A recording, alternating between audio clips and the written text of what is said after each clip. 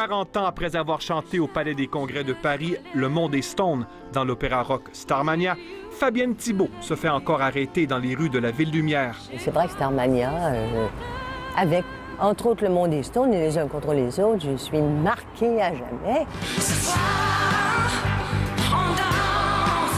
Starmania de Michel Berger et Luc Plamondon a d'abord été endisqué en 1978, puis il a été présenté pour la toute première fois sur scène en avril 1979 au Palais des Congrès de Paris. Un événement culturel historique. Diane Dufresne, France Gall et Nanette Workman y chantaient entre autres des histoires d'amour improbables plantées dans la ville futuriste de Monopolis. Starmania, c'est le nom d'une émission de télévision dans l'histoire.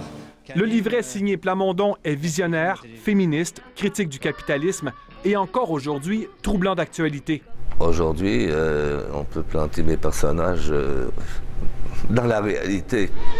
Parmi les personnages, il y a 0 Janvier, un milliardaire égocentrique, et Marie-Jeanne, la serveuse automate incarnée par Fabienne Thibault. Quand Luc m'a entendu et m'a vu, alors, je sais pas, enfin, mais moi je trouve que Marie-Jeanne, c'est moi. Voilà. J'ai peur de devenir folle. Mais Starmania, c'est aussi l'histoire de plusieurs chansons qui ont été de grands succès à la radio, qu'on pense au blues du businessman. J'aurais voulu être un artiste pour pouvoir faire mon numéro. C'est sûr que si on me demande la plus belle, je pense que c'est Le Monde est Stone, parce que c'est une chanson qui, on ne sait pas comment elle est faite. Je sais pas si c'est la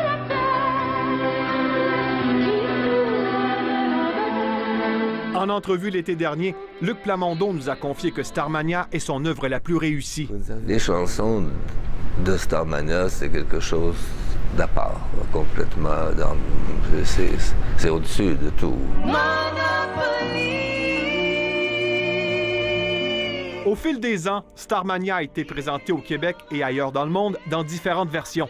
Martine Sinclair a joué dans la première mouture québécoise et dans la reprise à Paris, qui a été une belle vitrine pour les artistes d'ici.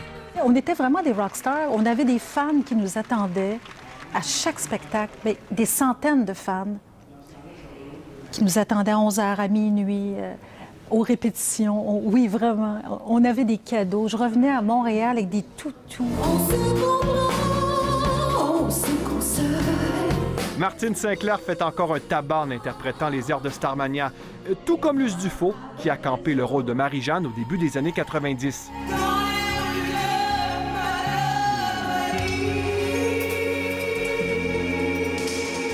À l'époque, c'est sûr que c'était complètement fou. Aujourd'hui, plus ça va, plus c'est vrai, plus ça ressemble à ce qu'on vit, à ce qu'on voit, malheureusement, bien malheureusement. Mais ça vieillit bien parce que les tunes sont écœurantes. On se caresse, on se cache. 40 ans plus tard, la mémoire de Starmania est bien vivante ici au Québec et de Paris où elle habite. Fabienne Thibault a écrit un livre sur cet opéra rock qui a changé sa vie. Nous sommes de très, très nombreux artistes à avoir vécu Starmania. Je pense qu'aucun n'en est sorti indemne, quelque part.